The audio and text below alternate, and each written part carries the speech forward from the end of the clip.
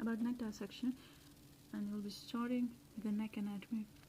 The book that I'm using for reference is Functional and Selective Neck Dissection by 2020th edition by Alejandro Castro.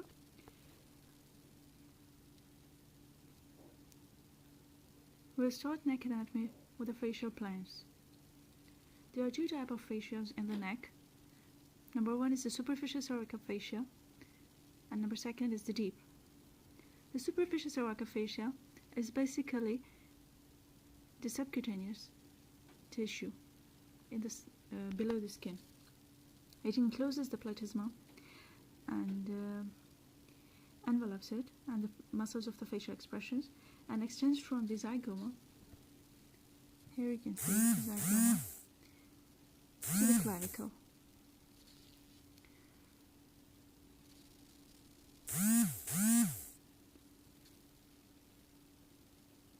The vascular supply to the skin is basically between the platysma and the skin, and below the platysma is relatively an avascular plane, and during neck dissection and other surgical procedures in the neck, we go below the platysma and this relatively avascular plane.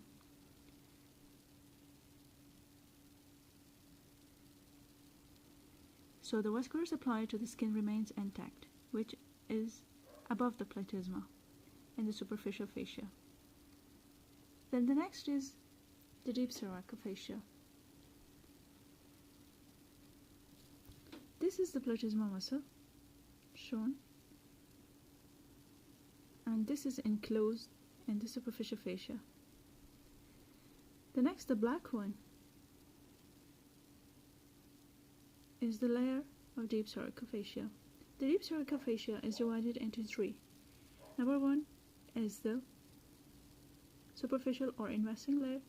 Number second is the middle layer, the purple one, and or the visceral layer. Number third is the prevertebral layer. Between these three layers is the carotid sheath or the vascular sheath. Starting with the investing layer, it encloses the sternocleidomastoid muscle. Here's a cross section of the sternocleidomastoid. Here's the trapezius.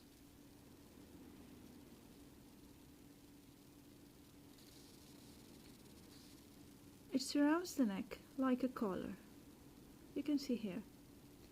It's surrounding the neck like a collar. And it starts from the posteriorly from the occipital protuberance to the mastoid process. Here, from the occipital protuberance to the mastoid process to the parotid capsule of the parotid gland and the body of the mandible.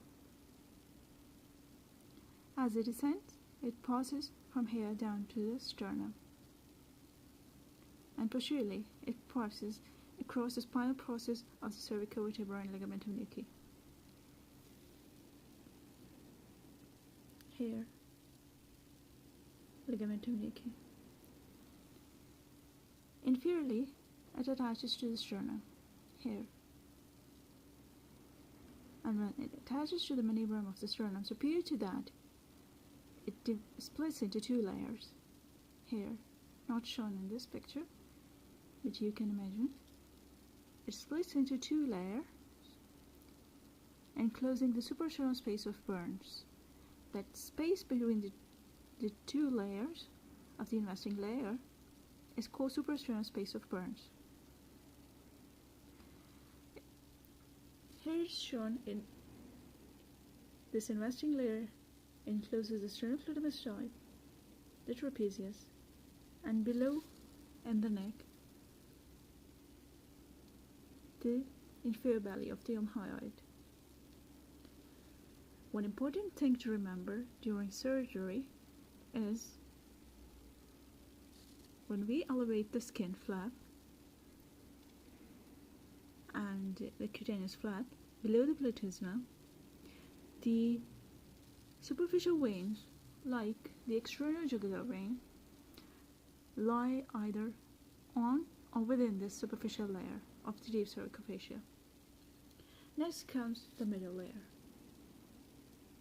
The middle layer, also called as the visceral layer, it envelops the upper air digestive tract and it's called buccopharyngeal fascia. It inserts to the base of the skull. Let me show you another picture of the base of the skull.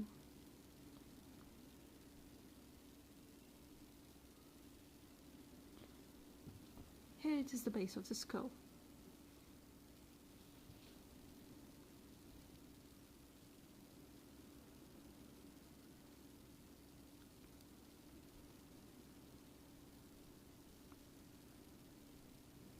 It encloses inserts in the skull base and surrounds the posterior and lateral aspect of the nasopharynx and oropharynx. As it goes down, the visceral layer is attached to the hyoid bone.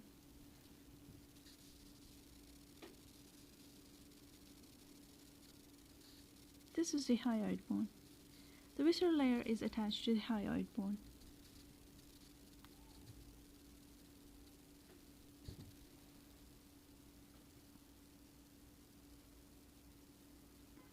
And encircles the strap muscles.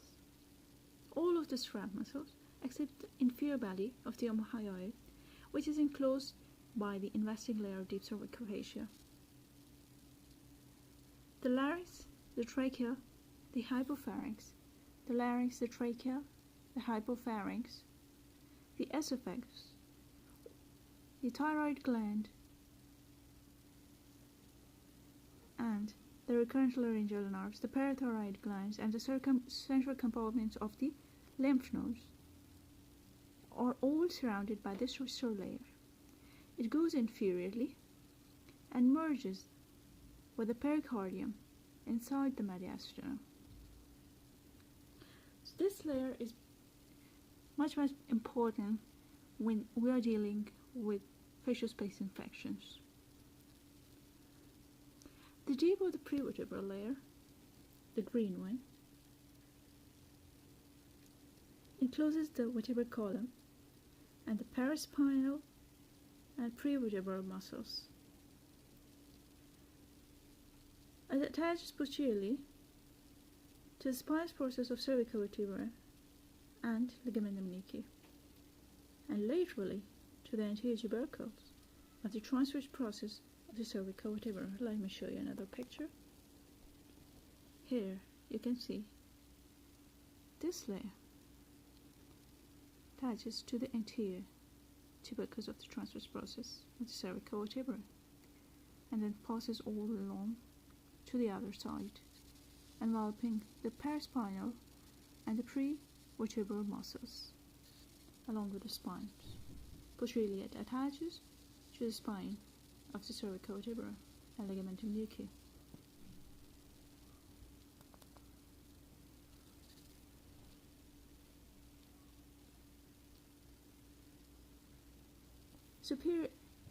Superiorly, this layer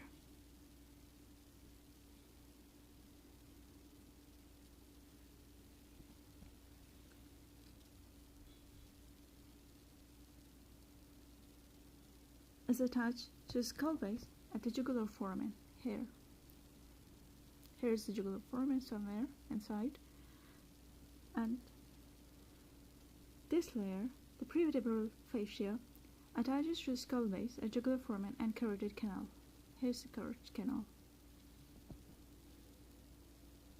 Then passes across the basal part. This is the basal part of the occiput. It passes across the basal process to the opposite side. In the upper part of the neck, this facial layer covers the muscles of the back that enters into the lateral neck, immediately deep to the trapezius muscle.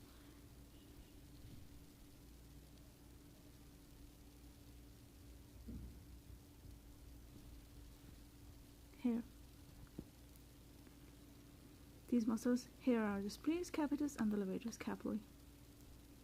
There is a potential space between the superficial and deep layers over here, and this is crossed by the spinal accessory nerve, going from here to an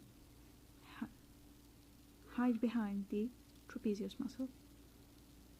The lymph nodes across along the spinal accessory nerve are also shown here.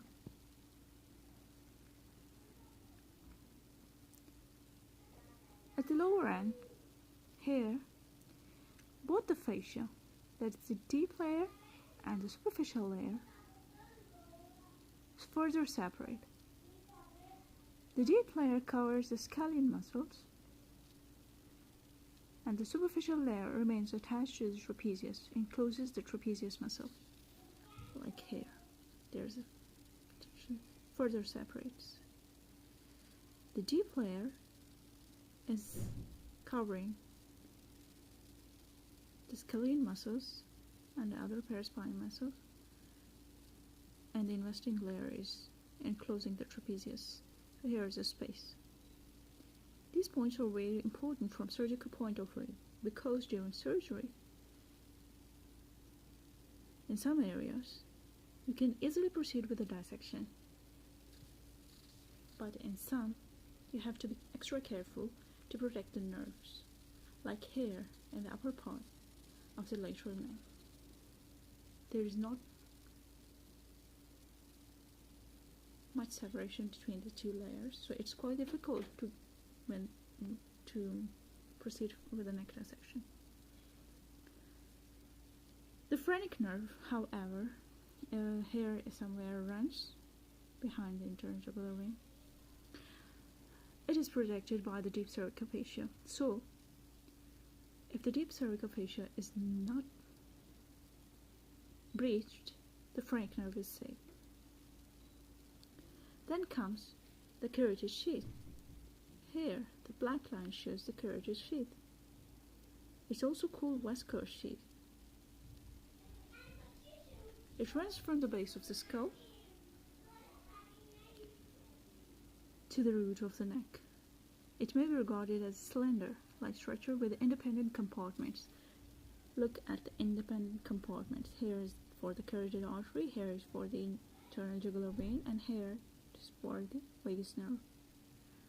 They change their position throughout the neck, like sometimes it's, you can see here the internal jugular vein is on the lateral aspect of the carotid artery, and here it's posterolateral, here it's lateral.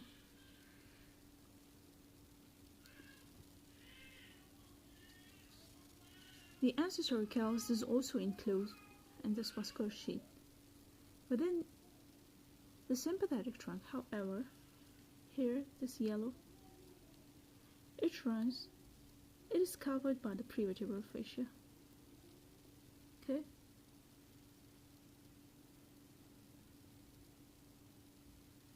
So why are these facial compartmentalization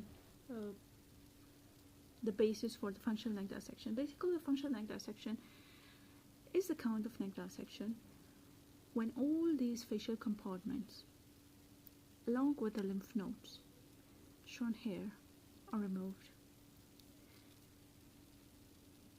These lymph nodes are basically enclosed in these facial compartments. So when we remove the fascia, along with its with the lymph nodes, separating them from the vascular, muscular, glandular structures, the net product is the fascia along with the lymph nodes. They act like containers. So we remove the other structures like vascular, glandular, neural, and muscular structures, and just take out the lymph nodes and the fascia. And this kind of neck dissection is called functional neck dissection. And if the fascia is not present, like in a previously irradiated neck or in previously operated neck, then it won't be called a functional neck dissection. Now coming towards the lymph node distribution and the lymphatic chains. Lymphatic system of the neck consists of network of lymph nodes. They are intimately connected by lymphatic channels. Basically, they are divided into two, superficial and deep. The superficial lymph nodes